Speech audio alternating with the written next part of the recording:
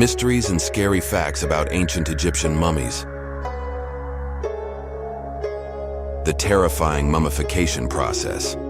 The ancient Egyptians believed that a part of a person's soul would forever be connected to their body. Therefore, to protect these souls in the afterlife, they had to keep the body from decaying. But how did they create mummies that remained intact for thousands of years? In the early days, mummies created by the ancient Egyptians did not last long because the initial mummification methods were very simple. They would just wrap the body in a piece of cloth. However, this would cause the mummy to decay rapidly. It wasn't until later that the ancient Egyptians developed a technique for mummification that produced the perfect mummies we find today. It took at least 70 to 100 days to create a mummy, and the mummification process was carried out in several steps. First, after a person died, the body would be taken to a small room designated for mummification.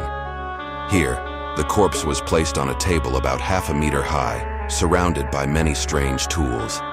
Once everything was ready, they would first use a special metal hook to insert through the nostrils and gently stir until the brain flowed out through the nose.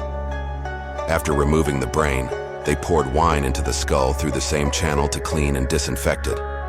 As we know, when a person dies, there are still many digestive enzymes and bacteria in the internal organs. If left in, the entire body could quickly be consumed from the inside.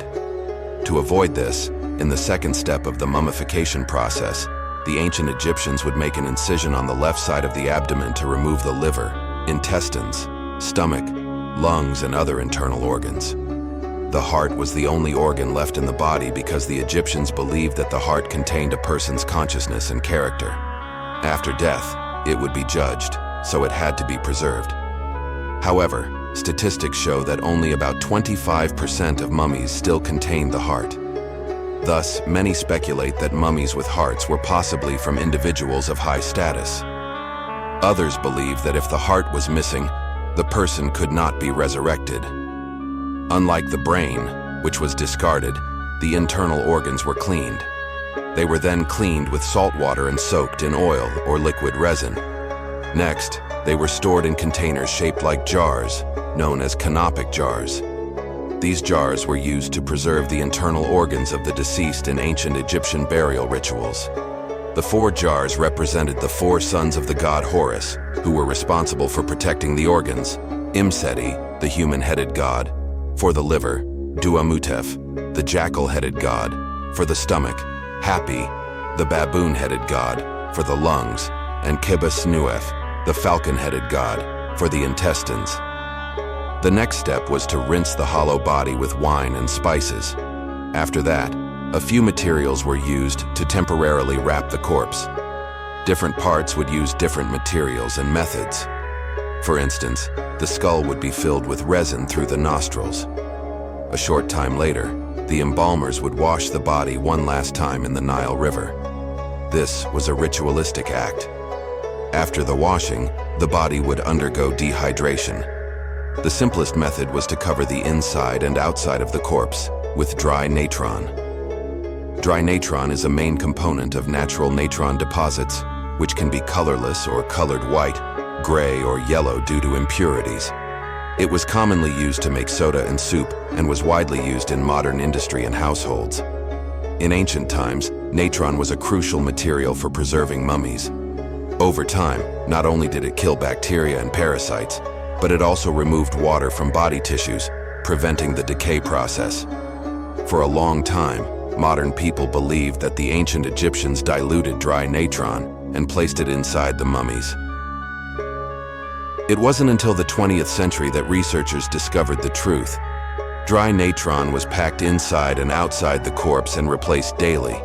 However, some mummies were directly soaked in natron solution. This method was complex because the corpse had to be carefully treated, and the incision in the left abdomen had to be stitched up. Compared to dry natron, the natron solution could preserve mummies better. After about a month, people would place cinnamon bark and resin inside the abdominal cavity of the corpse. Next, they would sew up the incision in the abdomen. In the following step, the ancient Egyptians would apply a layer of resin over the entire body, and then rub a mixture of oil and wax over it.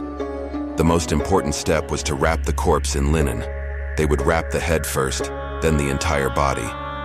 After multiple layers of linen, the mummy was finally covered with a large sheet of fabric. The mummy appeared quite tall due to the many layers of linen, but in reality, the ancient Egyptians were not very tall.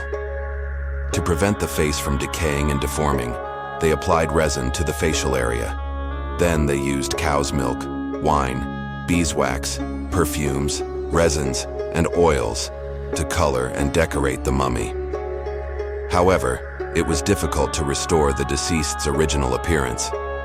For the sunken eye sockets, they would fill them with stones.